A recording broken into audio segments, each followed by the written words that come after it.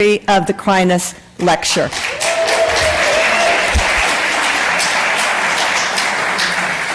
It's especially exciting to have this event for the first time that the Decorative Art Society of Cincinnati has been together in 2 years during COVID. So how appropriate for that.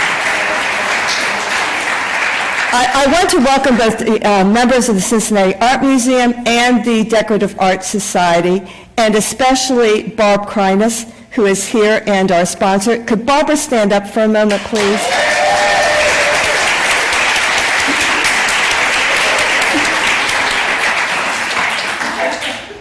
I would like to distinguish, for some of you who do not know, that the Decorative Art Society of Cincinnati is a separate charitable organization from the Cincinnati Art Museum. And it was Barb Kreines and her husband, Ken, her late husband, Ken, who were founding members of the Decorative Art Society. So we have so much to be thankful for them for both this lecture and founding this organization. I would also ask that the board of directors from the Decorative Art Society who are present, if you could stand up a moment. We have been dormant physically during the COVID, but the board has been particularly supportive financially and with keeping our organization active, and we are happy again to start with this for the first time. I would, if anyone is interested in our organization, we do have our own website. It's a charitable organization, and just look up Decorative Art Society Cincinnati, and you'll find our website. You're going to hear a little bit more about us from our Vice President of Programming in a moment. But I would also like to recognize two other people here. Our immediate past president, Ed Lloyd, who is just the superb president, kept us very active. And Ed, if you wouldn't mind standing up, and his wife, Melissa.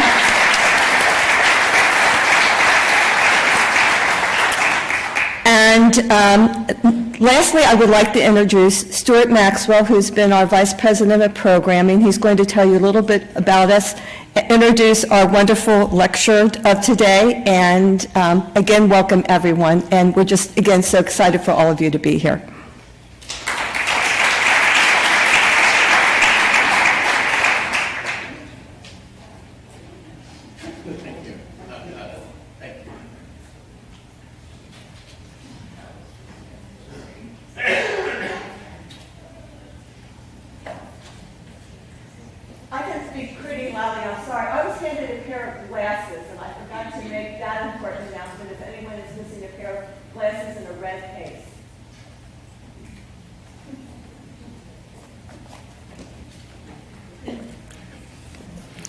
Speaking of glasses, did you leave yours up here? No? Okay. Hi, everybody. I'm Stewart Maxwell, Vice President of Programs. And it gives me a delight to welcome all of you to the Art Museum. I wanted to take just a few minutes to talk about our upcoming programs before introducing our speaker today. We have on May 1st, a wonderful trip to Shaker Village in Pleasant Hill, Kentucky, that's planned for May 1st, 2022.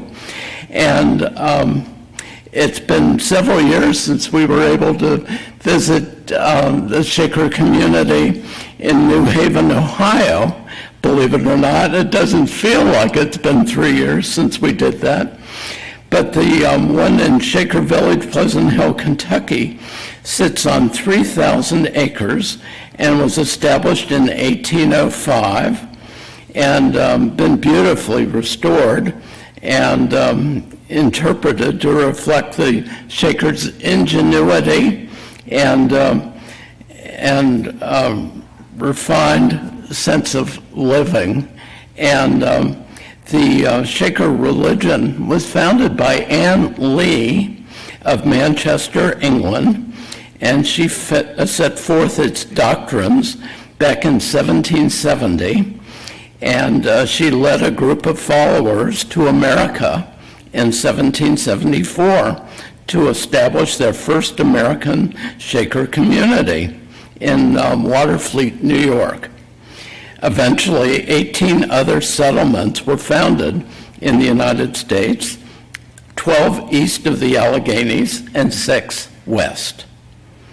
Besides having the opportunity to tour this quintessential piece of bluegrass property in federal-style architecture, we shall have time to visit their shop filled with tempting items and for our perusal. In addition, we will be treated to a musical program highlighting their unique songs and dances held in appropriate setting. The Shakers, in fact, were named Shakers for their erratic movements in dancing, and we'll see some of that. Our lunch will be served especially for us in one of their beautiful dining rooms and feature dishes made of the freshest seasonal ingredients from their garden. Before returning to Cincinnati, and we'll be arriving back in Cincinnati by about 7 o'clock in the evening, Shaker Village will hold a reception for us as well. It will be $110 per person, including everything, the musical program and the lunch and the reception. It's quite a deal. And we'll leave from the Cincinnati Art Museum by bus and travel down there. For all of you members, you'll probably be getting the invitation in a couple of days if you haven't already received it. For those of you who are not members of our group but who would like to attend, I've got a notebook that you can sign and give us your information, and we'll send an invitation to you as well. Thank you so much. And then it gives me great honor to introduce to you our speaker today, who is Amy Dehan, who is the curator of decorative arts and design here at the Cincinnati Art Museum. Amy began working at our museum in 2001, having earned an art history degree from the College of William and Mary and the University of South Carolina. She also attended the Winterthur Fall Institute and the Addingham Seasonal School. Amy was part of the curatorial team that designed the Cincinnati wing, so we have much to thank her for that. Her current publication, in fact, it was just published this year, is about our topic today, entitled Joseph Urban, Unlocking an Art Deco Bedroom. Other recent publications and exhibitions include Cincinnati Silver, 1788 to 1940, Outside the Ordinary, Contemporary Art in Glass, Wood, and Ceramics from the Wolf Collection, and several other exhibition catalogs, essays, and journal articles. Early in her career, she held internships at the J. Paul Getty Museum and the Metropolitan Museum of Art. It is with great pleasure that I get to introduce Amy Dehan.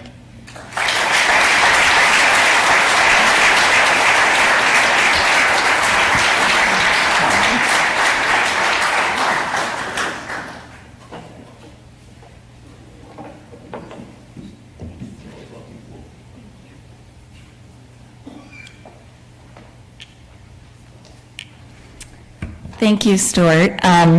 Welcome, everyone, to the Art Museum. It is so good to have people back in person filling this auditorium. This is the first lecture that I have given in person in 2 years, so it's wonderful to be able to do this again and welcome all of our friends back. Before I get started, I wanted to also thank Barbara Kreines. And I believe this is the 25th annual Kreines Lecture. So I thank you for making this possible for so many years. I also wanted to recognize a few other important people with us today. Anita Ellis. Anita was the Art Museum's Deputy Director of Curatorial Affairs and Curator of Decorative Arts. She has been my mentor and friend for over 2 decades. And many years ago, Anita had the foresight to start gathering information about this bedroom that has become so valuable and made this project possible. So thank you, Anita. I don't see you out there, but I know you're out there, so thank you.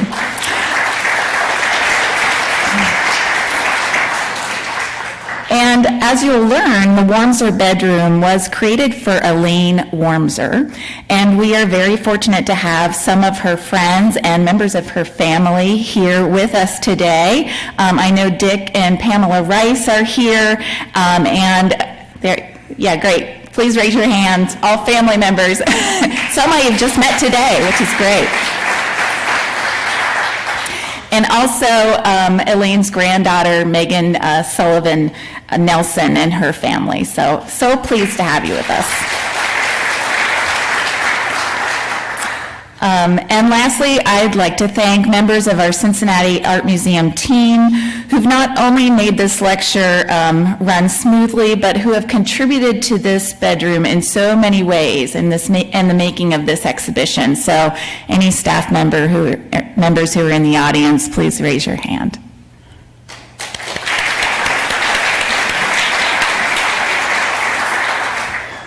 So this July, the Cincinnati Art Museum will open an exhibition that has been nearly a decade in the making.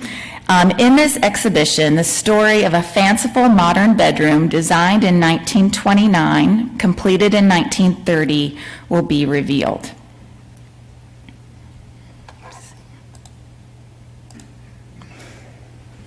Elements from this Art Deco bedroom entered the museum's collection in 1973 and comprised the largest collection of Joseph Urban designed furnishings in a public institution.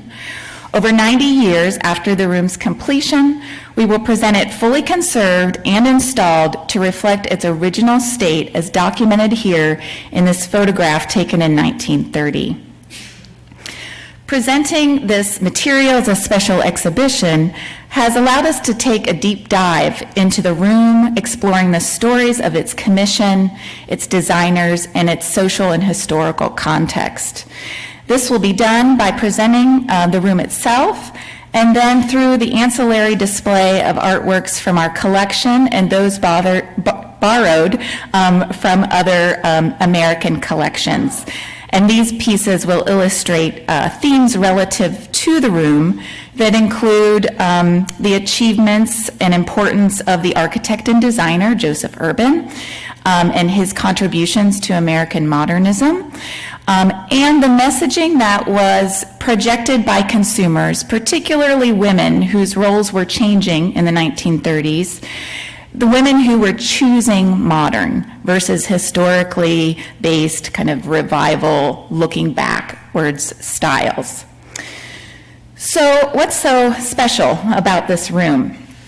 Although Joseph Urban is little remembered today, he was a design star of his time, pushing for America's acceptance of modernism. This bedroom and its elements bear strong connections to the distinct modern design vocabulary that Urban developed and employed throughout his influential career. And this bedroom, completed near the end of Urban's life, stands as a culminating project that serves as a key record of the artist's work and contributions to the modern era. So in the next 30 minutes or so, I will share a bit about the story of this commission, the history and the importance of Joseph Urban. I'll talk a little bit about some of the discoveries that we've made as we've been researching this project, and I'll share some of the behind-the-scenes work that is taking place to realize the room's installation in July. So the story of this room begins in the spring of 1929, when Leo Wormser, his wife Helen Goldsmith Wormser, who was originally from Cincinnati, and their only child Elaine began planning their move into the penthouse apartment of the recently completed Drake Tower in Chicago. The Drake Tower, designed by Benjamin Marshall, was next door to the Drake Hotel, and the residents of the tower were able to access all of the Drake Hotel's luxurious amenities. Standing 30 stories high, the tower was the tallest residential building erected in the city of Chicago before World War II. It was built on the last parcel of vacant land facing north on Lakeshore Drive, Chicago's most exclusive boulevard. Leo Wormser was a prominent figure in his native Chicago and a leader in the Jewish community. He was a graduate of Harvard Law School, and he practiced corporate, real estate, and probate law, and was the personal attorney of Julius Rosenwald, who was a part owner of Sears Roebuck and Company, and one of the wealthiest men in the history of Chicago. Elaine was 17 years old at the time that the family was moving into the Drake Tower. She had attended boarding school in Switzerland, and she was about to begin studies at Pine Manor Junior College in Massachusetts. The Wormsers' 27th floor penthouse apartment boasted 4 large bedrooms and separate quarters for 3 live-in staff. Situated on the first setback of the high-rise, 4 large terraces, one at each corner of the apartment, offered panoramic views. So here I've kind of outlined in yellow on the corners are the terraces, the bedrooms are outlined in blue, the one with the star in the left, that's Elaine Wormser's bedroom. The green areas, those are the live-in staff quarters, and then the orange on the far right are the entertainment spaces, so the dining room and the living room and the reception hall. The Wormsers employed the talent of local decorators to design the majority of the apartment's interior. These spaces featured the Wormsers' collection of historical furniture and art. Elaine remembered linen-fold paneling lining the living room walls and paintings of Venice decorating the dining room. She remarked that her father had exquisite taste and was one of the first among their friends to buy English antiques. Leo Wormser's collection included this 17th century mahogany dining table, the 16th century set of carved English royal arms, and the walnut commode with marquetry that I show you here. Paintings and prints in his collection focused on historical figures, many of whom were associated with law, both religious and secular, including this Albert Durr woodcut of Maximilian I. However, the family decided to commission a modern bedroom for Elaine, and for this they called upon New York-based architect and designer Joseph Urban. Largely forgotten to audiences today outside the field, in this time Urban was widely recognized for his work that appeared nearly everywhere.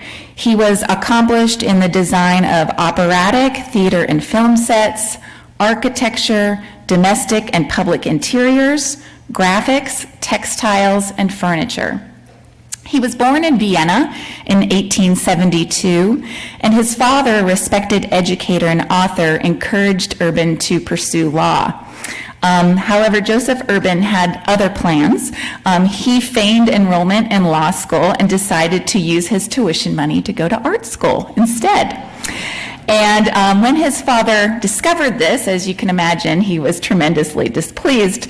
But they came to a compromise, and the compromise that with Urban, who showed an interest in geometry and algebra, he could use those skills and apply them to architecture. So he began to study architecture. Urban's formative studies took place during the last decade of the 19th century, which was an incredibly rich period in Viennese culture. It was the time of the secessionists who embraced an exuberant European version of Art Nouveau, known as Jugendstil, and he studied under the modern architect Otto Wagner, and his contemporaries included Joseph Hoffmann, Coleman Moser, Joseph Maria Albrecht, and Gustav Klimt. You can see the influence of this time in his early works completed in Vienna. And at center, I'm showing you an illustration that Urban completed in collaboration with Heinrich Loeffler for Kling Klang Gloria, which was a compendium of folk and children's songs produced in 1907. And at right is a design sketch for an interior of the Esterházy Palace, the home of a Hungarian count who gave Urban one of his first commissions. Prior to leaving Vienna, Urban was co-founder of the modernist exhibition group known as the Hegenbond, a rival artists' union to the secessionists. In 1911, Urban was enticed to come to America to become the art director of the Boston Opera. And here, top left, I'm showing you one of his 1912 designs for the Boston Opera's production of Madame Butterfly. And when the Boston Opera closed its doors during World War I, Urban moved to New York, and he would spend the remainder of his life there, working nearly nonstop, applying his talent to a great diversity of projects across the country.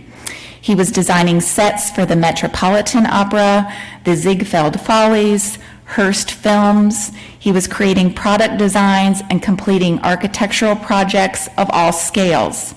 At the bottom left, I show you his 1926 design for the bedroom of Marjorie Merriweather Post Hutton's young daughter at Mar-a-Lago. And at right, in 1928, his watercolor design for the Reinhardt Theater in New York, which unfortunately was never realized.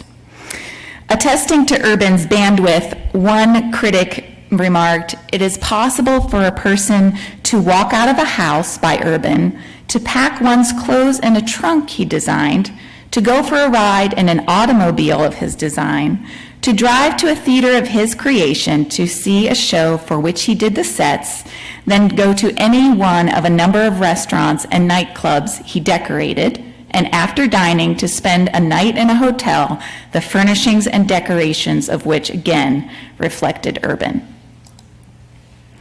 Among his most notable works was the New School building in New York, completed in 1930.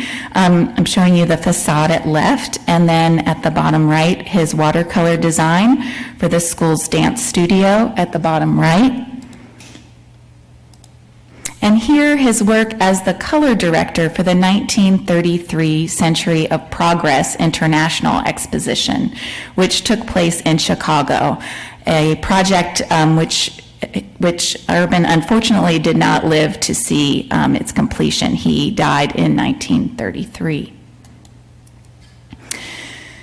Through his work on all fronts, Urban was a fervent proponent of modernism and an important conduit between the European and American design worlds. In 1922, he introduced the art of the Wiener Werkstätte to America when he opened their first showroom in this country.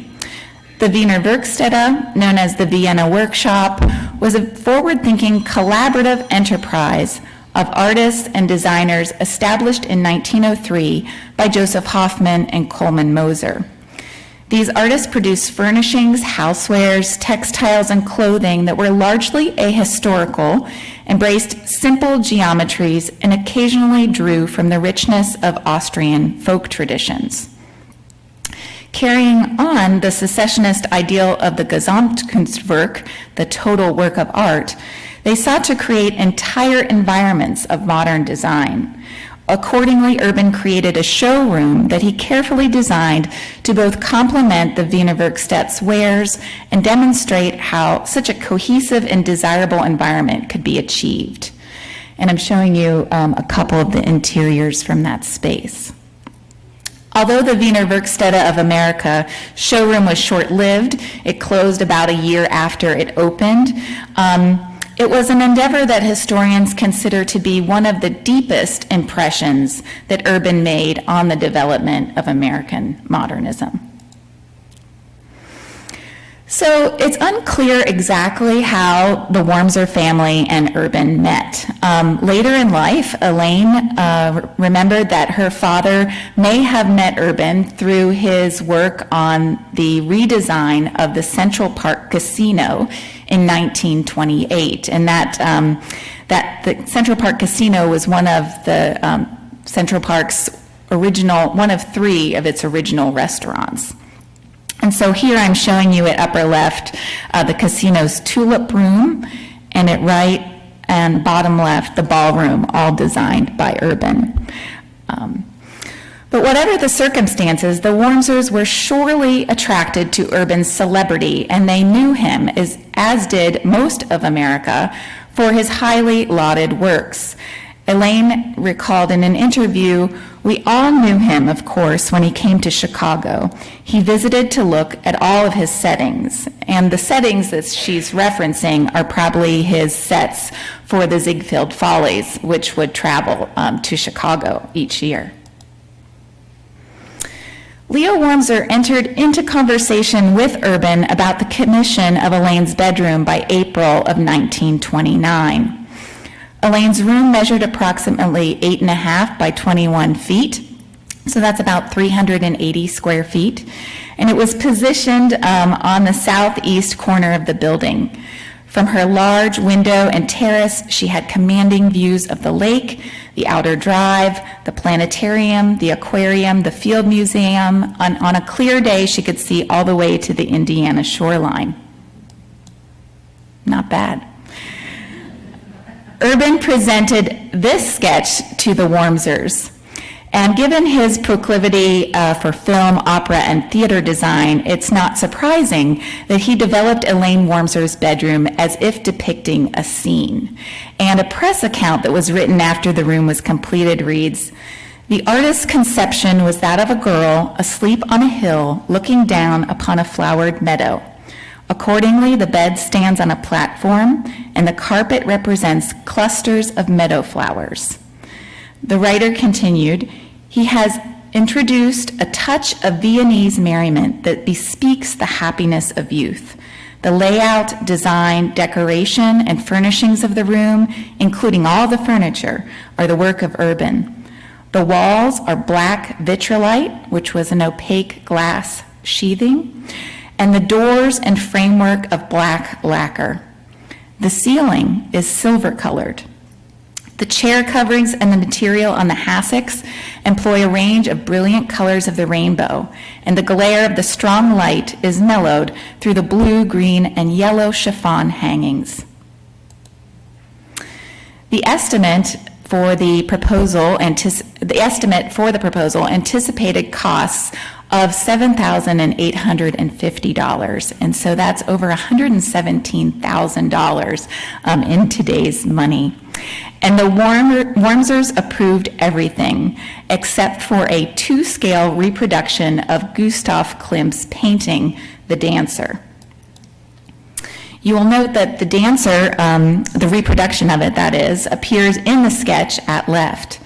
The original painting was in Urban's personal collection and really did serve as a muse for this project and others throughout his career. But when we had the good fortune to interview Elaine, she remembered, "I can remember my father saying, first, it wasn't appropriate, and secondly, it was too expensive, and that was the end of that conversation." Work on Elaine's bedroom commenced in the summer of 1929, and it was completed by midsummer of 1930, so in about a year. And when the room was finished, Elaine was 18. A syndicated news column titled The Fashion Spectator reported, "We visited a fascinating penthouse atop the Drake Tower in Chicago recently. The daughter of the family has a room done by Joseph Urban. The walls are black glass with cleverly designed niches to hold a rare collection of Staffordshire dogs." Just 4 years after the completion of the bedroom, tragedy struck the Wormser family. On August 9th, 1934, Elaine and her father were in a car accident, and although Elaine was unharmed, Leo died instantly. He was 50 years old, and Elaine had just celebrated her 22nd birthday just 2 days earlier. So in the months following the accident, Elaine and her mother, Helen, moved out of the apartment, finding it probably too large for the two of them and maybe perhaps too full of memories. But they took everything with them from Elaine's bedroom except the built-in desk and dressing table and the wall paneling.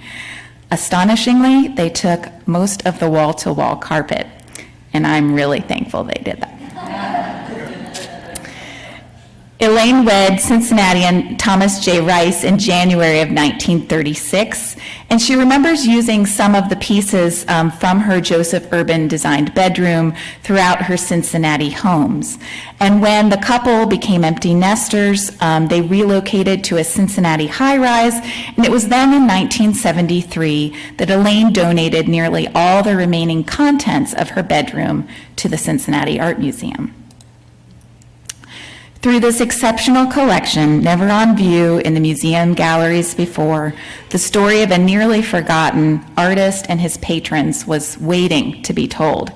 Here you see the bed with gilt and upholstered headboard and its hand-painted silk taffeta bed cover.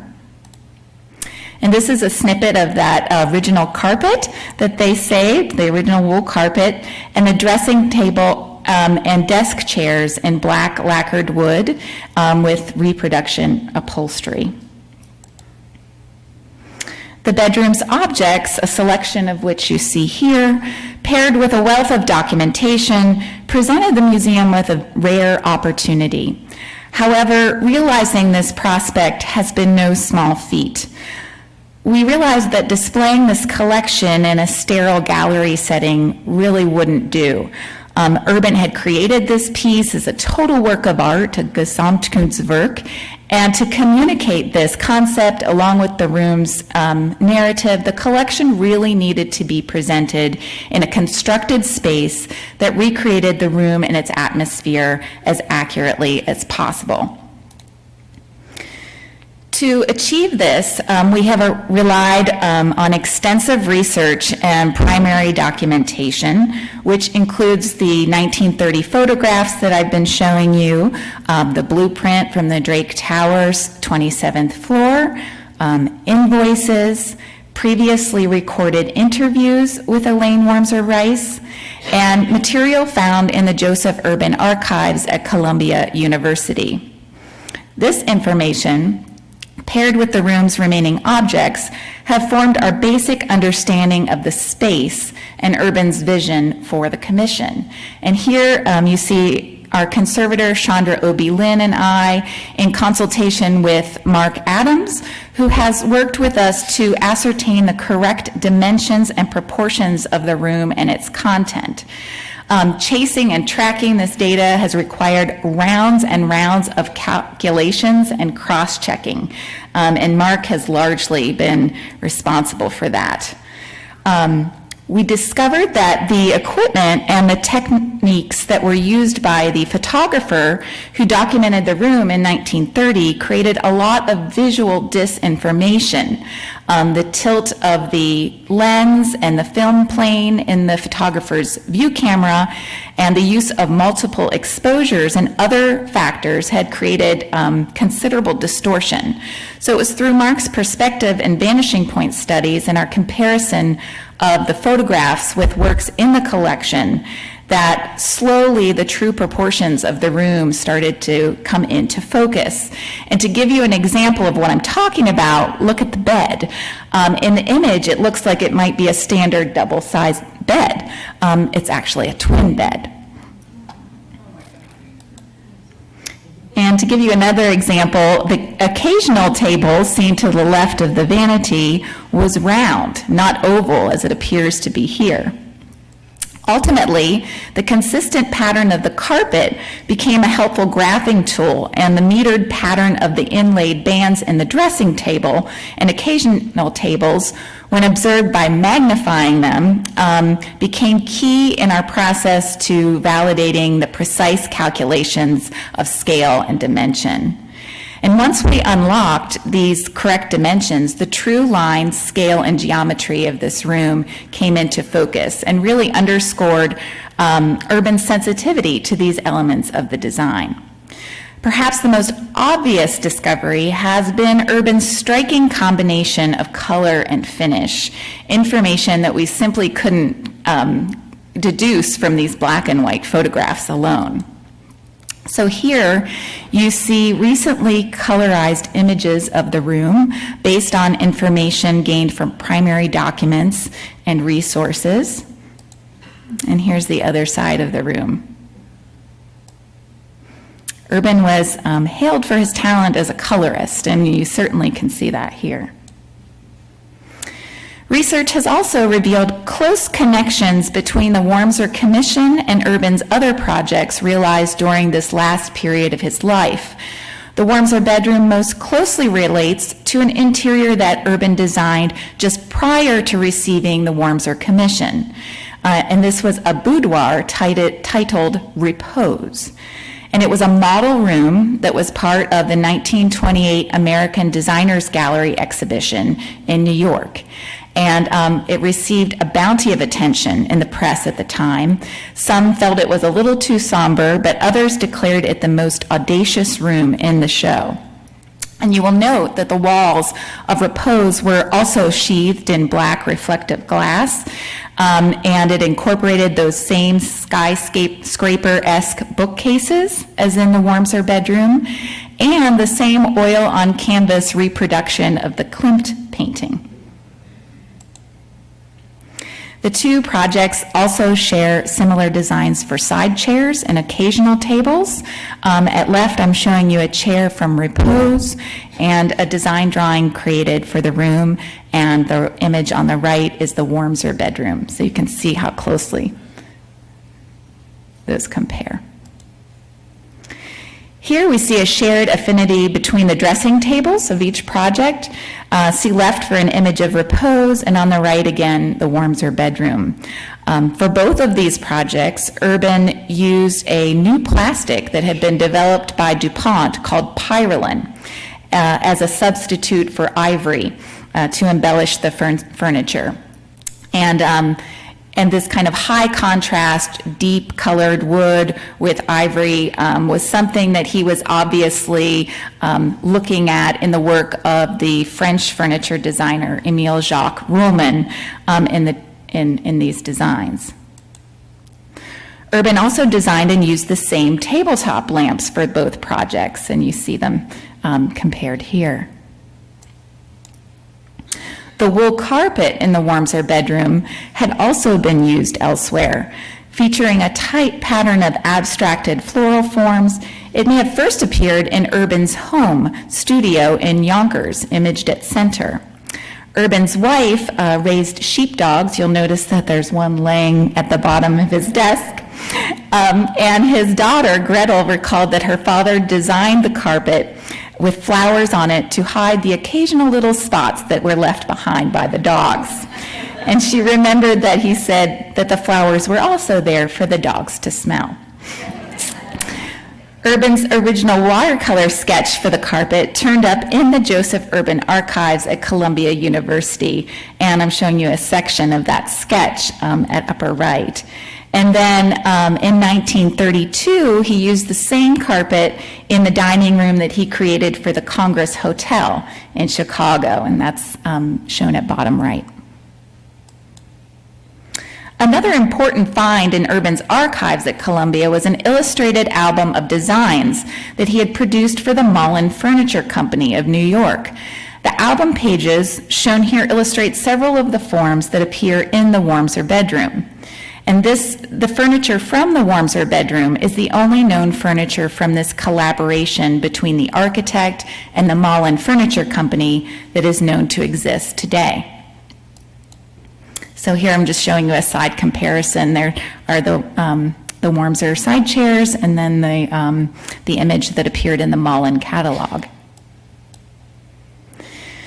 As research on the Wormser bedroom took place, we were also preparing for its physical display.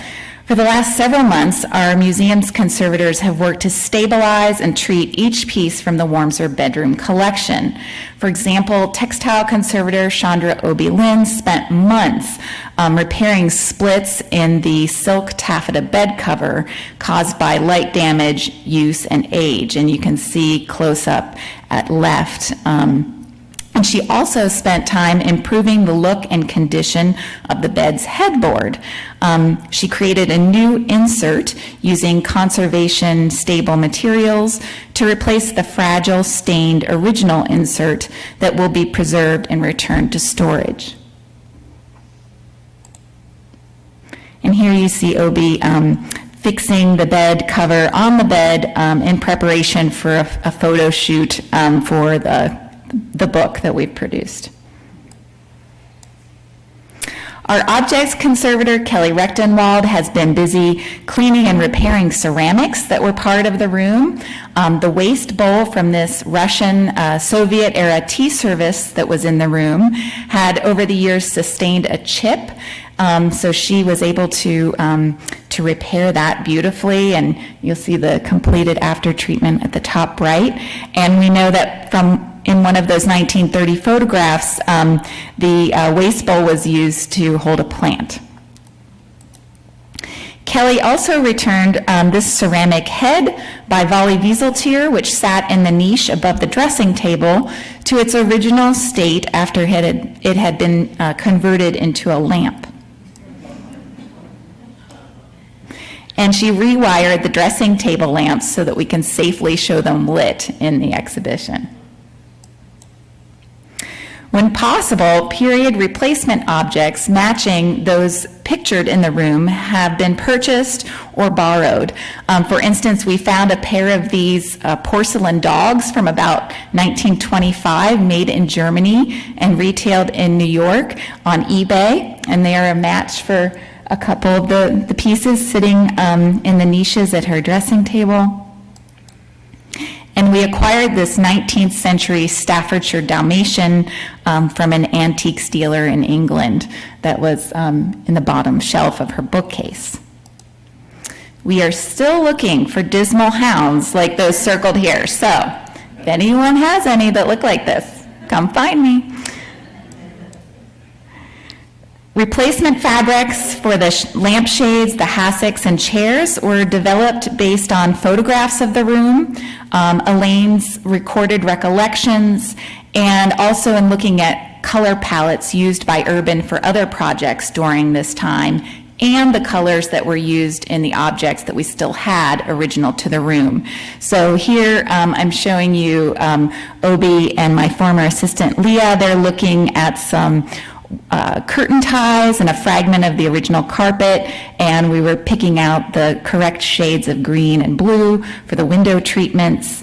And then on the right, you're seeing the fabric that we chose for the window treatments with one of the dresser boxes that was from the room.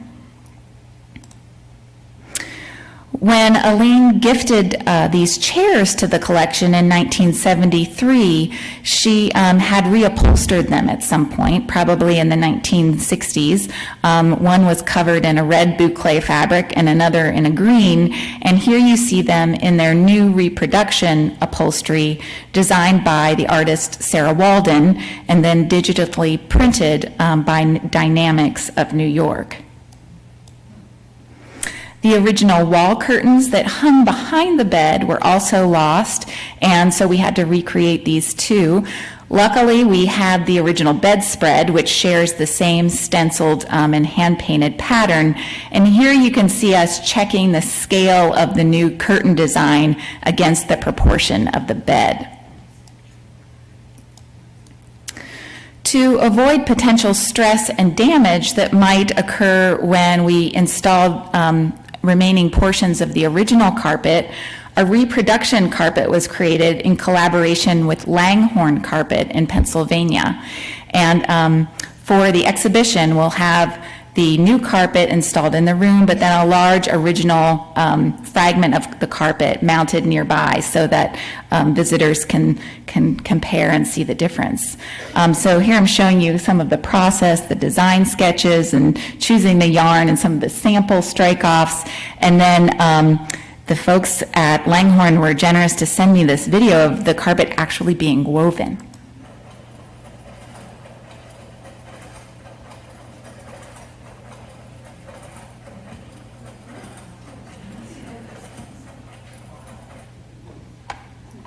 These are things I never thought I'd do as a curator. It's been a really fantastic ride. Whoops. Certain elements from the room, now lost, were identified as essential for inclusion, and artisans are working to reproduce these now. As components of a total work of art, these missing elements will aid scholars and visitors in achieving a more complete experience and understanding of the whole. And in the exhibition, each reproduction will be fully acknowledged, opening a line of discourse about the value of reproductions and about original versus replica. One of the objects that we chose to reproduce was the armchair seen in the photograph of the room at center. And I was lucky to find Urban's design drawings for a related armchair in his archives, and these appear at left. The drawings with the photograph are informing our understanding of the original chair as we work to recreate it. And at top right, you see a still shot from a vector video used to check design details and dimensions. And at the bottom right, you see a mock-up of the chair that was brought to the museum in January 2019. And it's made of styrofoam, muslin, and plywood. And having these solid mock-ups really allowed us to compare the reproduction's proportions to original objects from the room and critique the lines before these works went into final production. Here you see a mock-up of the dressing table as we were comparing it to the original side chair for the room, and all of the fine cabinet work will be completed by Terry Moore of New Hampshire. And here is the mock-up of the occasional table next to the armchair and a mock-up of one of the hassocks draped in its reproduction upholstery. The process of researching this room and its contents and then faithfully recreating its shell and missing elements has unlocked a vivid, profound understanding of this design space, its creator, its time, that otherwise may not have come to light. And I'll end here on this recently colorized image, as until the room is installed in the museum, we won't truly have the final picture. So I hope that this has piqued your interest to come back and explore the room yourself this summer. The exhibition will run from July 8th to October 2nd. And in addition to the exhibition, we have produced a book and a multimedia web-based interactive. And the web-based interactive will live on our website during the run of the exhibition, but then also after, to kind of keep this room present and available for others to experience. And it offers a really in-depth exploration of the room, its time, its place, all of the people named and unnamed who were part of its story. So thank you very much, and I hope you're all looking forward to this now.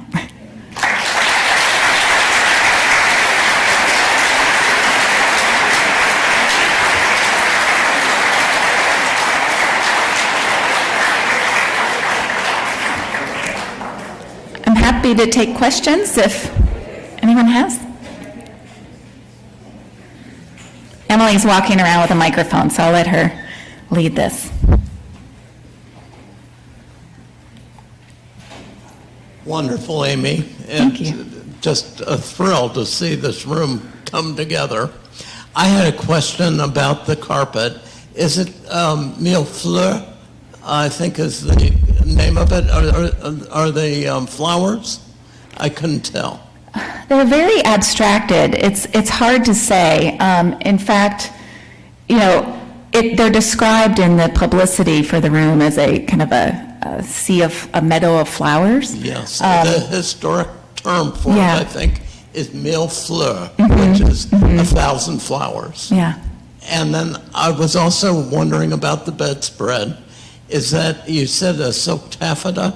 It is. Is it a satin top for the headboard and the top of the bedspread, and then silk taffeta on the sides, or? It's all the same material, isn't it? I'm looking at OBR conservative. Yeah, it's all a silk taffeta.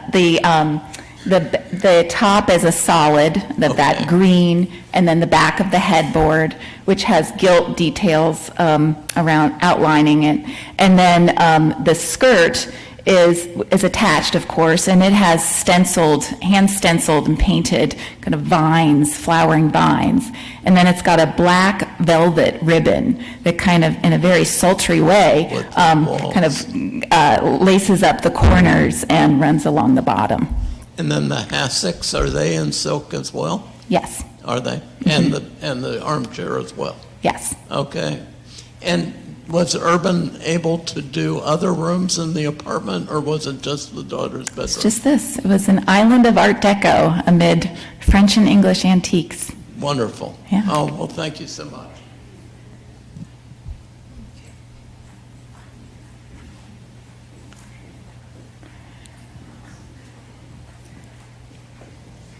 Thank you. I'm Walter Langston, Cincinnati architectural historian, and I did look up Urban in some major publications and relating to Cincinnati, and I know he did some rooms in the Gibson. This may be in your catalog that I haven't read yet, but do you want to say something about his other Cincinnati connections? Yeah, so he did design the rooftop garden of the Gibson Hotel, which no longer stands. And in the exhibition, we'll have his original watercolor design sketches for that space, because that was one of his most prominent Cincinnati connections. Other questions?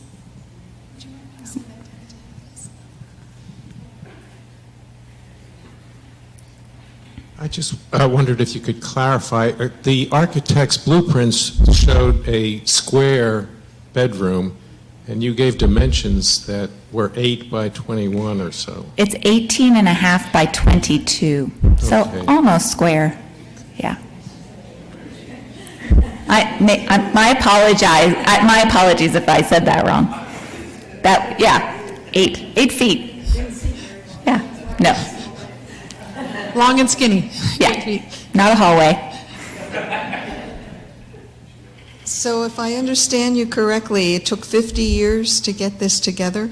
I mean, it's been sitting someplace for 50 years, what you have? It's been in storage here for that long, and it's been such a complex project that's required a lot of resources, time, money, and so we're finally happy to be presenting it.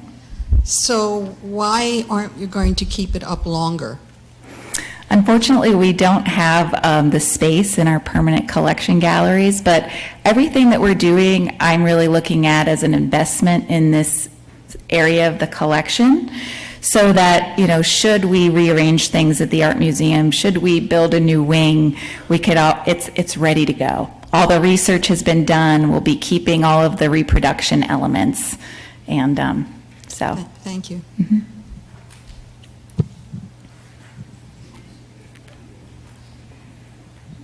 Was sleeping not a priority at that time, or for the architect? Just a twin bed in this large bedroom? I didn't hear the last part of your question, I'm sorry. Just what was sleeping not a priority? A twin bedroom for such a twin bed for such a large bedroom? Well, I mean, you would have thought a bigger. Yeah. bed. Well, she also used the room to entertain. She talked about when she was back from school, she'd host her friends for tea in her room. So, yeah. Will the bedroom travel to other museums? At this point, there are no plans for that. We developed the exhibition with that in mind, but we haven't been able to make that happen yet. I think this will be our final question. Do you know what what neighborhoods in Cincinnati the family lived in? I'm sorry? Do you know what neighborhoods the family lived in Cincinnati? Yeah, so Helen, the mother, she and her family grew up in Avondale. And then when Elaine Wormser Rice came back, Dick, you might know this better than I, was it Walnut Hills or Hyde Park where they lived? They lived in Avondale too, and they moved to East West Lane. That's right. Okay, thanks. Thank you, everyone, for joining us today. Another round of applause for Amy. Thank you.